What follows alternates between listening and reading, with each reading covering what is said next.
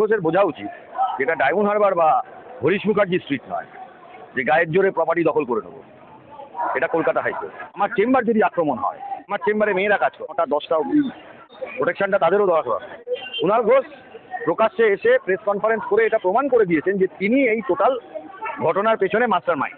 দর্শক টাকার জন্য চোর মমতার নির্দেশ দিয়েছিল। চুরি ধরতে গেলেই মমতার খুব রাগ হয়। বাংলার মেরুদণ্ড ভাঙা মমতা, ইতিহাস নির্দিষ্টতম মন্ত্রী হিসেবে তাকে বিচারপতিকে আক্রমণ করতে হবে, আইনজীবীকে আক্রমণ করতে হবে। নজিরবিহীন ঘটনা ঘটেছে।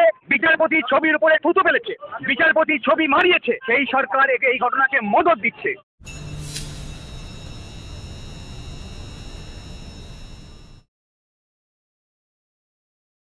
গত শুক্রবার আপনাদের উপরে হামলা এবং আইনজীবীদের উপরে যে এই হামলা, তার প্রতিবাদে আজকের এই যে বিক্ষোভ মিছিল, কি বলবেন? আইনজীবীদের সুরক্ষা নেই। দেখুন, কুণাল ঘোষের বোঝা উচিত যেটা ডায়মন্ড হারবার বা হরিশ মুখার্জি স্ট্রিট নয়, যে গায়ের জোরে প্রপার্টি দখল করে নেবো। এটা কলকাতা হাইকোর্ট। এখানে আইনের শাসন প্রতিষ্ঠা হয়। মূর্খদের তো কিছু বলে লাভ নেই, কারণ তারা এটা বোঝেন না যে no one wins, no one loses in a court of law. It's the rule of law that prevail. এটাই হলো আইনে স্বীকৃত। তা ওনারা যদি এখানে গায়ের জোর দেখাতে যান, তার পরিণতি তো খুব ভালো হবে না। আমি কখনোই ভায়োলেন্সে বিশ্বাস করি না, কিন্তু আমার চেম্বার যদি আক্রমণ হয়, আমার চেম্বারে মেয়েরা কাজ করে রাত্রির 8টা 9টা 10টা অব্দি, জুনিয়র মেয়েরা কাজ করে। আমি অনেক সময় থাকি না, তারা আমার কাজ করে। প্রোটেকশনটা তাদেরও দরকার।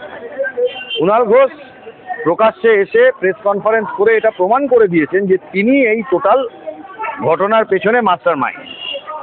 সেটা যদি কুণাল ঘোষের নামে আমি বললাম, তার ক্ষমতা থাকে, তিনি আইনে যান, আমি প্রমাণ করে দেবো সেই জিনিসটা যে উনিই মাস্টার মাইন্ড।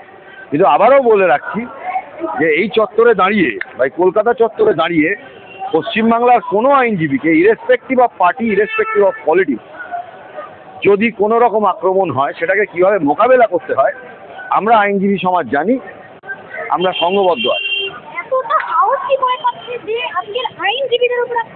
দেখুন, এরা চিটফান্ডের টাকা তোলা সাহস কী করে পেয়েছিল? চিটফান্ড তো বেআইনি। এরা চাকরি বিক্রি কী করে করেছিল? চাকরি টাকা দিয়ে চাকরি বিক্রি করেছিল, সরকারি চাকরি, সেটাও তো বেআইনি। তাই এইসব হুলিগ্যান্সদের, এই যারা এই যে চোর কুণাল, এইসব হুলিগ্যান্সদের কথা তো আমি বলতে পারবো না। এদের সবসময় এটা থাকে, কারণ চুরি যারা করে তারা হলো ছিনতাইবাজ হয়, যে লোকেরটা মেরে নিয়ে নেব, প্রপার্টিটা হরিশ মুখার্জি স্ট্রিটে জোর করে দখল করে নেব, ডায়মন্ড হারবারে জোর করে ভোট লুট করে। এটা গায়ের জোর, এটা সবসময় ফলায়। তবে এবারে ভুল জায়গায় পদক্ষেপটা নিয়ে ফেলেছে, এটা হলো বিষয়।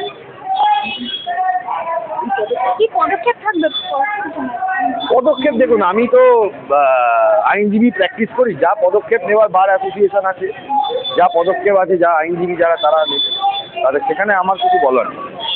আমি তাদের উদ্দেশ্যে একটাই কথা বলবো যে ভালো থাকুন, সুস্থ থাকুন, কিন্তু এই ধরনের জিনিস যদি আপনারা রিপিট করতে থাকেন, সেটা কিন্তু কড়াভাবে মোকাবেলা করা হবে। সব দর্শক টাকার জন্য চোর মমতার নির্দেশ দিয়েছিল, চোর মমতার নির্দেশ দিয়েছিল। চুরি ধরতে গেলেই মমতার খুব রাগ হয়। চোরকে, চৌর্যতন্ত্রকে ইন্ডাস্ট করা মমতা, দুর্নীতির অঙ্কের মধ্যে বাংলাকে নিমজ্জিত করানো মমতা, এই বাংলার মেরুদণ্ড ভাঙা মমতা, ইতিহাস নির্দিষ্টতম মন্ত্রী হিসেবে তাকে বলে আছে। যেখানে আইনজীবী যে কোনো পক্ষের হয়ে দাঁড়াতে পারে, আর যে কেউ মামলা জিততে পারে, যে কেউ মামলা হারতে পারে। কে মামলা হারবে, কে মামলা জিতবে, তা নির্ভর করে জাজ কার পক্ষে রায় দিচ্ছেন। এখানে আইনজীবীদের কোনো হাত থাকে না। কিন্তু যদি পক্ষে রায় না যায়, তাহলে বিচারপতিকে আক্রমণ করতে হবে। যদি পক্ষে রায় না যায়, তাহলে আইনজীবীকে আক্রমণ করতে হবে।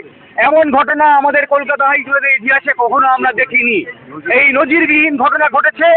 আর এই ঘটনা ঘটেছে এই কারণে, কারণ আমার এক সাথী বন্ধুর কাছ থেকে জানতে পারলাম 1 মাস আগে এই আক্রমণের ঘটনা ঘটতে পারে এমন আশঙ্কা জানিয়ে তারা হেয়ার স্ট্রিট থানায় একটা অভিযোগ দায়ের করেছিল। সেই অভিযোগ পাওয়ার পরও আমরা দেখেছি 4 ঘন্টা আইনজীবীরা তাদের নিজেদের যে চেম্বার, সেখানে আটকে ছিলেন। তার কারণ তাদেরকে অবস্থান করতে দেওয়া হয়েছিল যাদের পক্ষে রায় যায়নি। সেখানে তারা অবস্থান করতে গিয়ে বিচারপতি ছবির উপরে থুতু ফেলেছে। সেখানে তারা অবস্থান করতে গিয়ে বিচারপতির ছবি মারিয়েছে, তারা বিচারপতির বিরুদ্ধে কুৎসা রটিয়েছে। এমন ঘটনা ঘটছে তার কারণ এইখানে যে সরকার আছে সেই সরকার এই ঘটনাকে মদদ দিচ্ছে। এই সরকারের শীর্ষে যিনি আছেন সেই মুখ্যমন্ত্রী এই ঘটনাকে মদদ দিচ্ছেন। আপনারা জানেন যে এই ঘটনার পরপরই এইখানে শাসক দলের যে স্পোক পারসন কুণাল ঘোষ তিনি একই সুরে কথা বলেছেন। ফলে বুঝতে অসুবিধা নেই যে সরকার পক্ষের ইন্ধন ছাড়া এই ধরনের ঘটনা ঘটেনি। আমরা দেখেছি যে শিক্ষকরা যখন তাদের ন্যায্য দাবি নিয়ে রাস্তায় নেমেছে, যোগ্য শিক্ষকরা বলেছে তাদের চাকরিতে পুনর্বহাল করতে হবে, সেই চাকরিতে পুনর্বহাল তো করেনি, তাদের টেন্টেড আনটেন্টেড লিস্ট তালিকা প্রকাশ করেনি। অথচ তারা যখন প্রতিবাদ করতে গেছে তাদের বুকে লাঠি মেরেছে।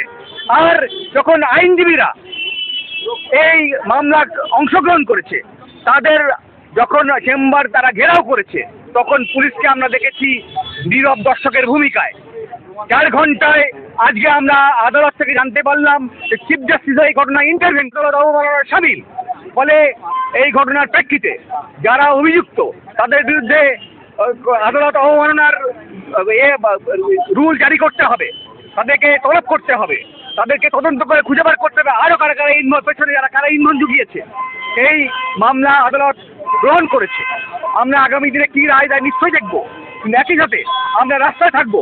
আমরা দেখতে চাই যে পুলিশ যারা শিক্ষকদের বুকে লাথি মারে তারা তারা তারা